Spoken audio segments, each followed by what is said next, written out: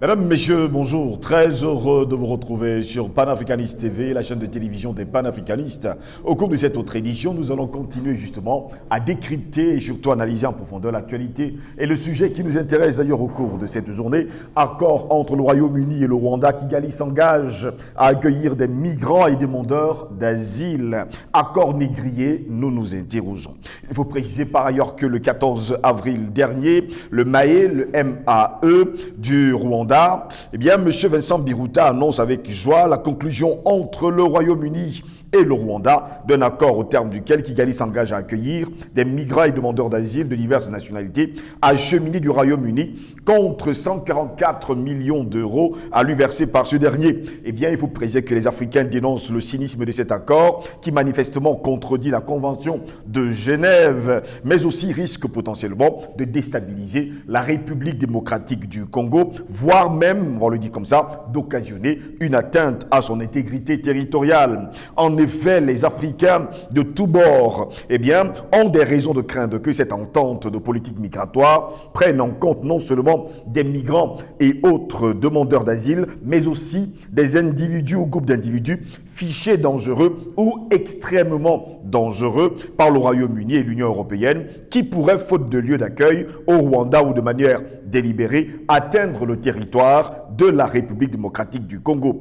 En raison donc de la haute probabilité de la mise en œuvre de cet accord, que cet accord puisse occasionner un flux migratoire excessif et incontrôlé dans la partie voisine du Rwanda en République démocratique du Congo, surtout exacerbé par les conflits armés jusqu'ici non maîtrisés, et pire encore faire surgir à moyen ou à long terme des velléités sécessionnistes du continent africain. Eh bien, les Africains demandent et appellent purement et simplement à son annulation.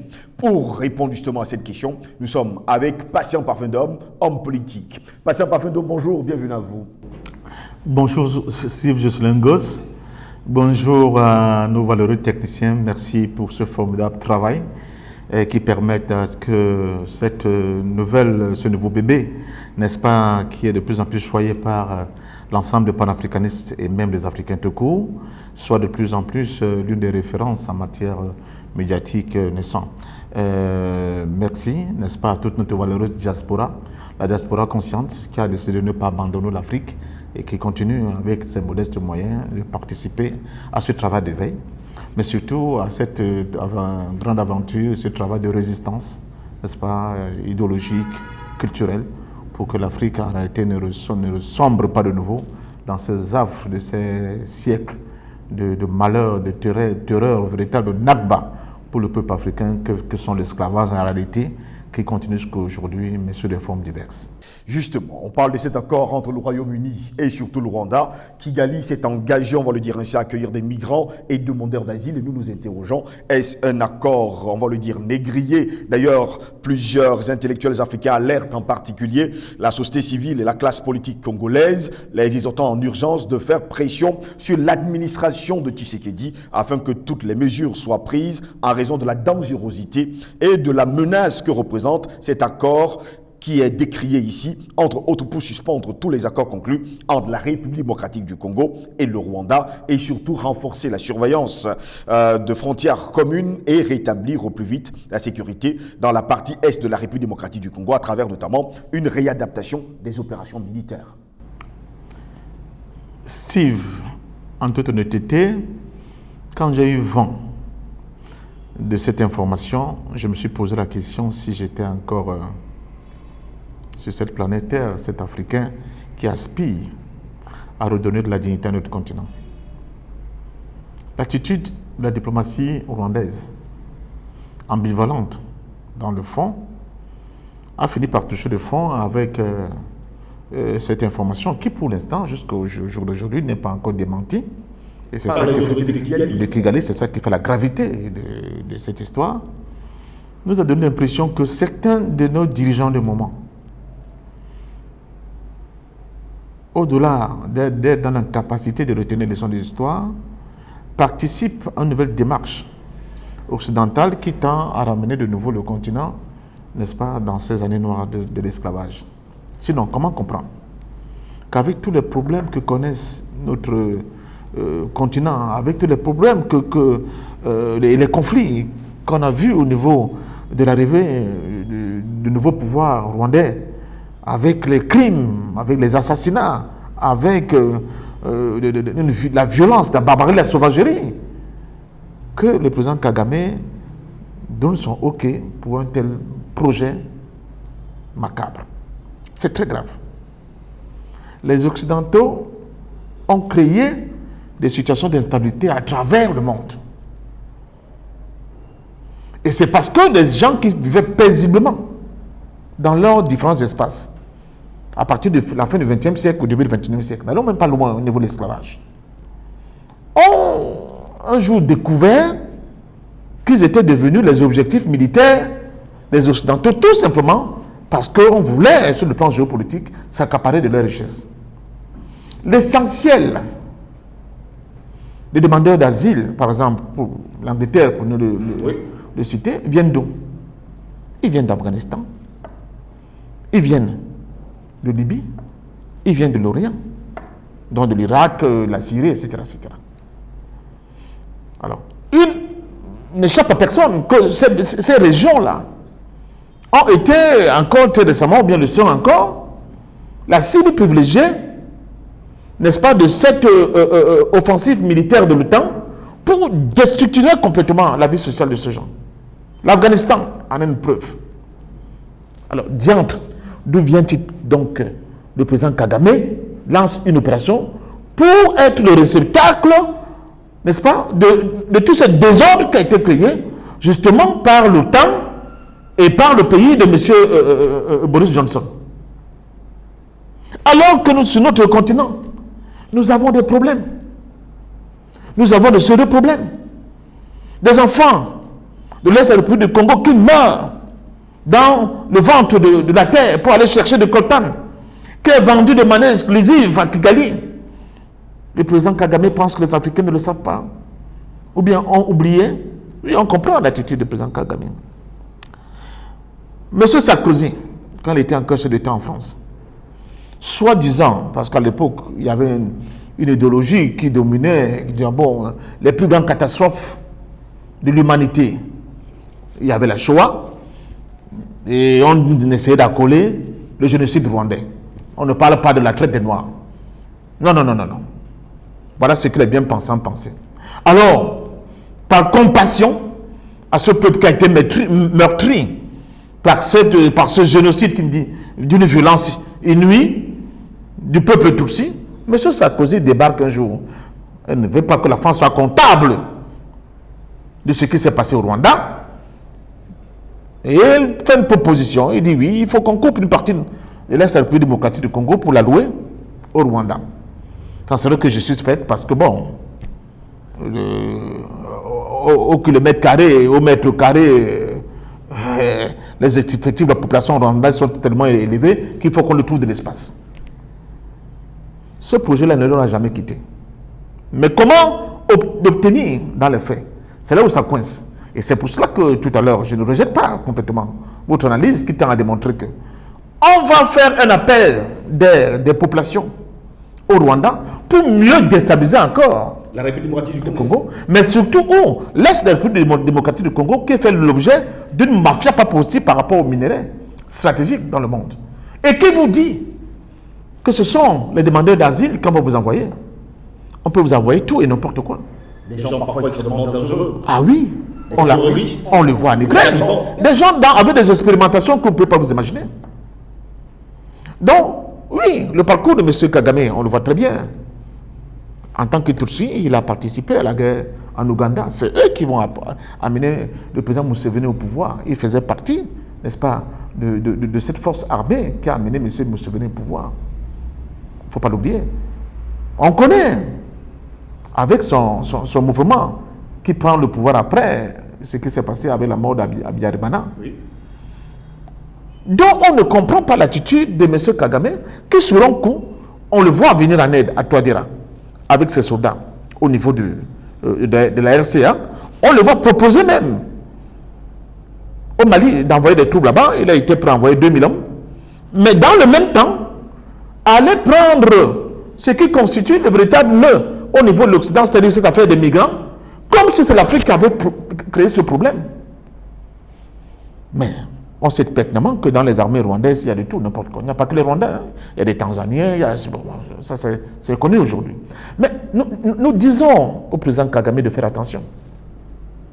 De faire attention parce que l'Afrique est à l'orée de quelque chose de très grave qui peut se produire et être un amplificateur, j'allais dire, de carburant pour déclencher des guerres intestines au niveau de notre continent, alors que nous sommes dans la projection des États-Unis de notre continent. Vous voyez comment on essaie de remettre le verre dans le fruit pour créer de nouvelles guerres qui vont remettre à des lendemains lointains, n'est-ce pas, cette idée que nous sommes en train de promouvoir en disant que nous sommes un seul et même peuple. Donc les politiques africaines doivent avoir un peu de la retenue. Ils doivent avoir un peu le sens de la perspective historique et comprendre que l'Afrique ne peut pas être des dépotoirs de toutes les canailleries de l'Occident. Ils ont créé des guerres qu'ils assument les migrants. Ce n'est pas l'Afrique qui ne subit que justement les affres de cette politique néolibérale dangereuse d'être encore de nouveau le souffle-douleur de cette politique néfaste et dangereuse pour l'ensemble de l'humanité. Ces milliers d'Afghans, ces milliers de Syriens, ces milliers d'Irakiens, ces milliers de Kurdes qui sont aujourd'hui devenus des gens sans pays, sans nation, qui errent, cela a été, c'est le fruit de la barbarie et de la sauvagerie occidentale. Donc qu'ils assument et que Kagame ne joue pas un rôle parce que quelques billets de banque lui ont été miroités en pensant qu'il aurait un leadership sur le plan africain parce qu'il va maintenant muscler, n'est-ce pas, son leadership avec toute cette ordre. Parce que parmi ces migrants, attention, il y a beaucoup aussi d'intellectuels. Oui. Ne l'oublions pas, des ingénieurs, des tas de trucs. Peut-être que on veut prendre des territoires de l'Est de la République du Congo et commencer à perfectionner encore la rapine, n'est-ce pas, et l'exploitation de ce sous-sol. Tout est possible. Mais, de toute façon, du point de vue d'une réflexion purement endogène de notre continent, c'est un danger, cette proposition. C'est un véritable danger. C'est un gros danger. On aurait été heureux de voir le Rwanda et la République démocratique du Congo, même dans la main, dans des projets d'intégration qui permettraient justement aux deux peuples, à l'ensemble de cette sous-région, de tirer vers le haut, n'est-ce pas, les ambitions économiques et sociales, culturelles, tout ce que vous voulez, pour que ce soit un pôle de référence au niveau de notre continent en termes de réussite sociale. Mais que nenni, on veut encore nous ramener toute la poubelle des affres, de la sauvagerie, de la barbarie occidentale sur notre continent pour que l'Afrique assume encore une fois de plus ce passé-là. Vous savez, il n'est jamais sorti de la tête de certains occidentaux de nous refiler leur maître. La France a voulu faire l'Algérie une colonie de peuplement. Le Portugal a essayé de le faire aussi pour l'Angola, ne l'oublions pas. En Afrique du Sud, là encore, ce n'est pas une tentative, mais ils ont réussi. Au point d'imposer l'apartheid au niveau de l'Afrique du Sud. C'est-à-dire que vous qui êtes chez vous, on vous renvoie dans les zones marécageuses, dans les poubelles, dans les zones arides, dans les zones, j'allais dire même sur le plan agricole, complètement aride, et on prend le pays utile. Et on vous interdit de rentrer dans votre propre sol qui est le pays utile. Et on vous transforme en esclave pour pouvoir venir travailler comme esclave dans le pays utile. Et on vous renvoie du point de vue humain dans la position de sous-homme. C'est ça l'apartheid. Donc, au président Kagame, attention, de Tutsi Power. Si cette idée n'est jamais sortie de ta tête, président, il faut vite l'enlever. Parce que l'Afrique a besoin de toutes ses filles et de tous ses fils pour construire ce nouveau continent qui va faire enfin la fierté de l'homme noir.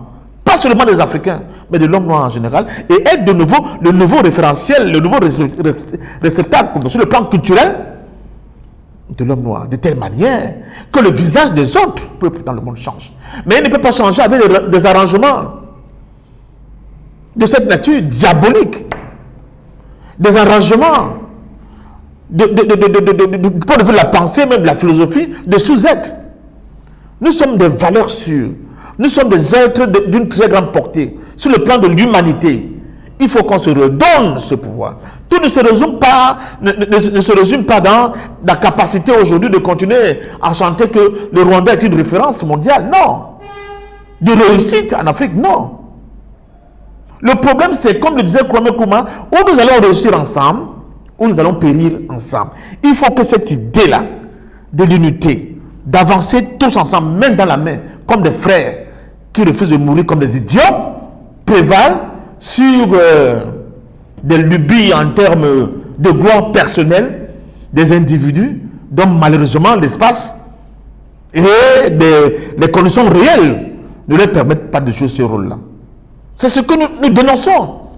Chaque fois qu'un petit pays africain que j'appelle les Bantoussans, excusez-moi, ça peut paraître violent, mais c'est ça que la réalité de ce qui est sorti justement de cette fameuse conférence des racistes au niveau de Berlin, a l'impression qu'il s'est sorti légèrement de la situation commune à nous, qui est celle de la misère, qui est celle de la pauvreté, dans laquelle on baigne, on tient notre tête bien enfoncée, et commence à créer des choses comme ça. Bon, on a vu en Guinée équatoriale, il faut faire des murs. Il faut faire des murs comme le mur, je ne sais pas quoi, pour séparer la prospère Guinée équatoriale de la horde de miséreux, n'est-ce pas, et de gueux qui viendraient des pays pour les envahir. Ce n'est pas comme ça que vous allez avancer. Ce n'est pas comme ça que nous allons changer l'Afrique. C'est dans les échanges. C'est dans la capacité de créer justement quelque chose de solide, cette osmose-là dont nous avons besoin. C'est dans les dynamiques de rencontres de peuples que nous allons avancer. Aucun de nos États, aucun de nos peuples ne s'en sortira seul. Aucun. Nous allons nous en sortir quand nous aurons la tête de nos États. Des gens qui pensent l'Afrique. Pas seulement pour leur propre gloire, pas seulement uniquement pour la gloire de leur propre ethnie, parce que c'est de ça qu'il s'agit, mais pour la gloire du peuple noir. Parce que le peuple noir, c'est le seul peuple qui sera redonné de la valeur à l'humanité. C'est un peuple qui n'est pas belliqueux. C'est un peuple dont l'histoire profonde ne sait pas ce que c'est la barbarie et la sauvagerie. C'est un peuple de solidarité, d'amour, de fraternité. C'est un peuple qui remet justement l'homme au centre des préoccupations. C'est un peuple qui est capable de maintenir encore notre planète dans ce qui est acceptable du point de vue de la vie. Mais si vous rentrez dans les politiques et dans les idéologies destructrices, n'est-ce pas, de l'Occident, sous le fallacieux prétexte qu'il faudra que je m'en sorte, ma petite famille et moi, alors là, vous n'avez rien compris. 144 millions d'euros, est-ce le prix pour déstabiliser la République démocratique du Congo, ou alors c'est tout simplement le prix de la trahison? C'est misérable. Du point de vue de la réflexion, c'est misérable. Même quand on rentre dans la cosmogonie africaine, la richesse, c'est l'homme. Ce ne sont pas des avoirs éphémères. C'est quoi ces bouts de papier qui sont imprimés dans une planche à billets et qu'on vous refile au point de déstructurer complètement l'avenir du point de vue humain de votre peuple? C'est quoi cette affaire? Le Rwanda a 1 milliard de tétas, machin, truc, de fois, ce qu'on lui propose. L'Est de la République démocratique du Congo, le Congo, l'Afrique tout entière, c'est rien. C'est moins que des pipis de chat.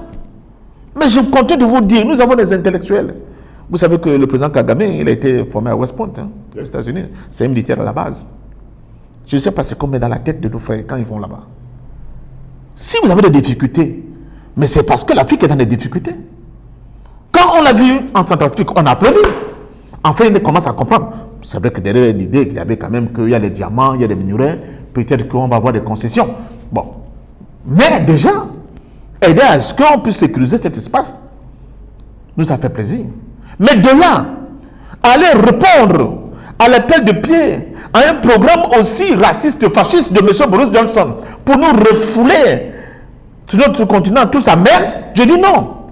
Je dis, président Kagame, vous n'avez pas compris ce qu'il faut faire aujourd'hui. L'opération militaire en Ukraine nous montre le visage de tout le monde, de tous ces gens-là qui naviguent de deux eaux. Nous donnons l'impression que non, on peut collaborer avec eux. Non, on ne collabore pas avec cette élite, cette oligarchie nazie, fasciste, comme c'est le cas de M. Boris Johnson. Vous ne pouvez pas, sur le fallacieux prétexte de jouer les Judas avec quelques pièces d'argent, vendre l'honneur et la dignité d'autres continents. J'aimerais encore qu'une Afrique unie, une Afrique qui veut démontrer quel est le centre du monde, puisse dire, ok, tous les peuples du monde, et je le sais, je le sais. Alors, j'ai envie de couler une larme. Alors, président Kagame, avant de revenir à ma démonstration, vous oubliez que vous avez des frères qui souffrent à Haïti.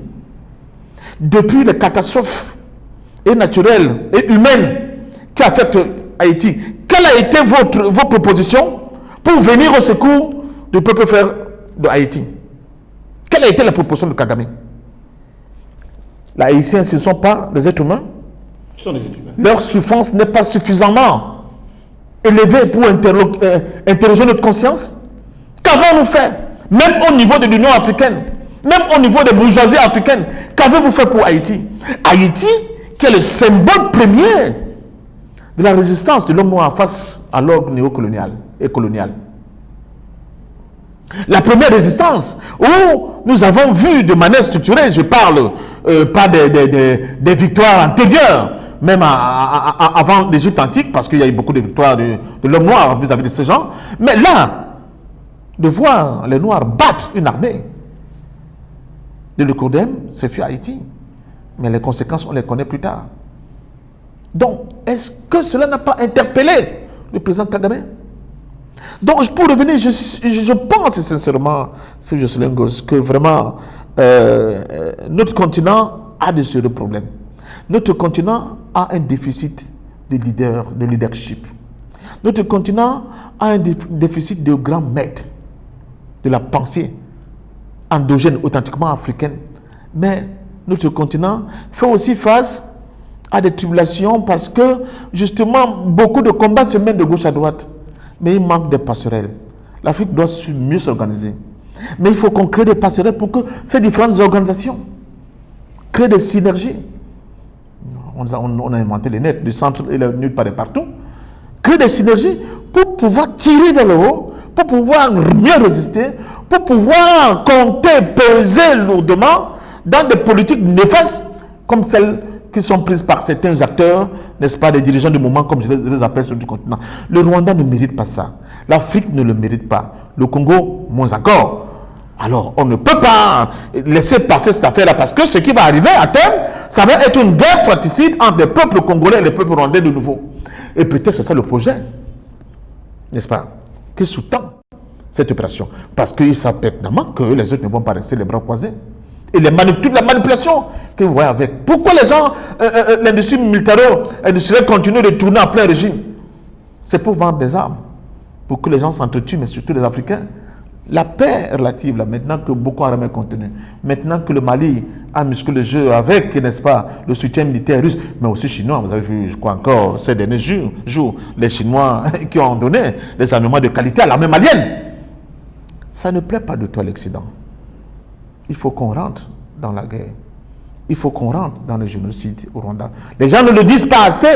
Il y a eu plus de morts après le génocide que pendant le génocide. La personne de l'armée rwandaise qui a accompagné le président Kabila pour prendre le pouvoir à Kinshasa a créé plus de morts, des millions de morts sur le chemin. On n'en parle pas, il faut lire Onana. Il faut lire Onana. Dans ces différents livres, j'en ai, je peux vous les prêter. Donc il y a des chercheurs qui ont bien travaillé là-dessus. C'est ça. On veut que les Africains s'entretuent. On veut que les Africains soient incapables de penser. On ne veut pas qu'il y ait une paix relative qui permette que de temps en temps, même les gens qu'on avait complètement, dont on avait désespéré, d'une quelconque résistance, je pense à Macky Sall, puissent de temps en temps être secoués, je ne sais pas par quoi, on dit, mais quand même, je suis un Africain. Et on ne veut pas qu'un pays comme le Congo, qui lui aussi était l'un des points faibles de la géopolitique africaine, puisse refuser, et là ils ont voté contre. C'est quelque chose d'exceptionnel. On dirait que quand même Sassou Nguesso, c'est le PCT, dont c'est un allié historique, n'est-ce pas, à la Russie. Mais là, il faut savoir dire qu'il y a des curseurs qui bougent. Justement, ce déplacement de curseurs, ces nouvelles dynamiques qui se construisent sur notre continent font peur.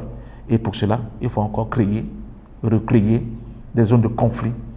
Des zones de conflit, mais qui ont toujours en filigrane, en dernier ressort, pour seul objectif, maintenir le statu quo avec ce monde unipolaire. Le monde multipolaire qui se crée sous nos yeux ne fera pas toujours les affaires de l'Occident. ni de leur édite financière. Pour sortir de cet entretien avec vous, il faut quand même dire que du côté de l'Europe aujourd'hui, c'est un gros problème de migrants. Et aujourd'hui, les migrants africains sont mis à l'écart, certains même sont assassinés, on ne le dit pas assez. Pendant ce temps, les migrants qui viennent par exemple de la Syrie et de l'Afghanistan sont protégés. Et d'ailleurs, aujourd'hui, on soumet déjà aux Africains de les sauver. Non, vous savez, c'est la diplomatie et l'exécutif français qui a mis en avant cette proposition. Quand on vous dit que l'Europe a un problème avec les migrants noirs, il faut demander quels migrants noirs. Et c'est eux qui parlent de la politique de l'immigration choisie. Pourquoi? Ça veut dire que si vous avez des gens comme le professeur Jean-Paul Mbelek, c'est bon comme migration. Mais si vous avez un jeune qui n'a qu'un bac, ce n'est pas bon pour la migration chez eux. La preuve, vous avez des gens, des jeunes Africains en Europe qui ont des bacs plus 5, mais dont le boulot c'est d'être gardien de prison, videur dans les boîtes de nuit, faire du gardiennage. Vous comprenez? C'est-à-dire qu'ils veulent une migration qui va dire, vous travaillez, laissez, même de manière naturelle, ce qui est constitué comme les perles rares, les diamants qui vont sortir de votre continent, nous allons les capter, nous allons les mettre au travail. Mais pour que cela puisse nous permettre de continuer à avoir cette longueur d'avance sur vous. Cette migration-là, il ne la rejette pas. Ce qu'il rejette, justement, c'est le fait qu'ils aient créé la chute, par exemple, de la Libye, qui était comme un rempart. Ils ont créé une misère endémique au sud du Sahara avec ces francs de colonie française qui est une monnaie nazie qu'on appelle le franc CFA. Comment vous pouvez expliquer qu'un jeune puisse quitter un pays comme le Niger pour aller affronter le désert et la Méditerranée?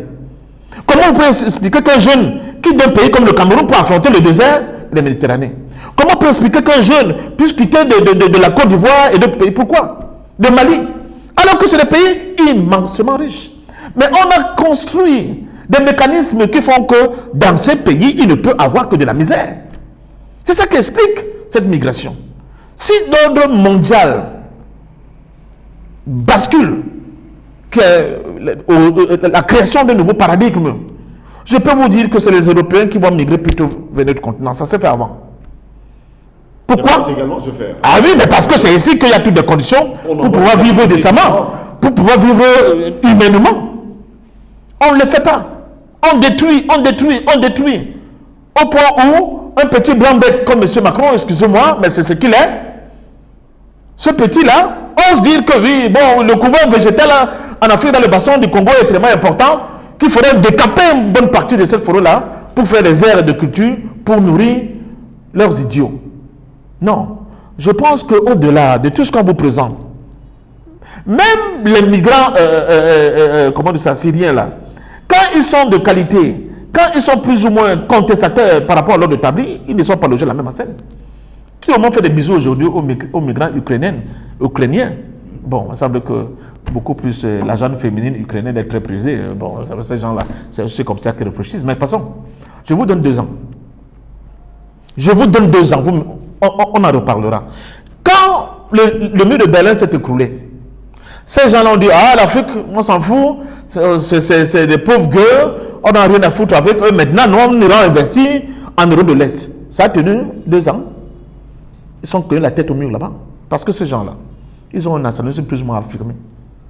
Donc, je pense sincèrement que nous sommes là, nous vivons là les soubresauts de la Falaine. Il y a l'ancien monde se meurt. Le nouveau tarde à apparaître. C'est dans ce clair-obscur que surgissent des monstres. C'est Antonio Gramsci, le grand penseur italien qui nous a légué, n'est-ce pas? C'est exactement ça. L'ancien monde se meurt. Ce monde unilatéral, ce monde unipolaire, ce monde capitaliste, d'un capitalisme sauvage, barbare, qui prend l'esclavage, qui prend le racisme, le fascisme, il se meurt déjà, sous le coup de boutoir de Poutine et de son armée.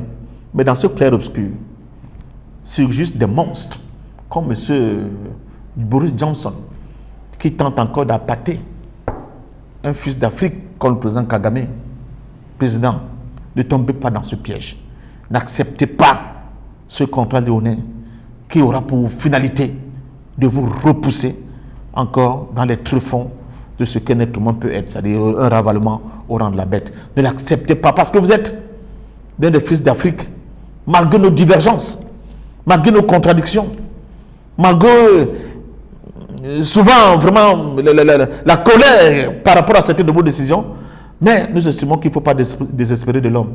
Ressaisissez-vous, Monsieur le Président. Ressaisissez-vous. Pensez à l'homme africain qui a assez enduré. Il est temps pour nous de réécrire notre histoire. Une histoire de gloire, comme le disait le grand Lumumba. Et je pense que le moment est arrivé.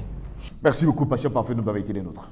C'est moi qui vous dis merci. Et un coucou à tous les Africains autour des Grands Lacs. Je pense aux Tanzaniens, je pense aux Burundais, je pense aux Rwandais, je pense aux Congolais, je pense aux Ougandais, je pense à tout ce monde. C'est fantastique, c'est non loin, d'où certainement l'homme est apparu pour la première fois. C'est pas là qu'on va frapper pour de nouveau détruire l'être humain, parce que, comme je vous le disais, l'homme noir, c'est l'humanité. Merci à vous, Patient Parfait d'homme. Mesdames, messieurs, c'est ici que s'achève cette autre parole au panafricanisme. Au plaisir de vous retrouver très prochainement. Restez sur notre chaîne Panafricaniste TV, la chaîne des panafricanistes. Bonne journée à toutes et à tous.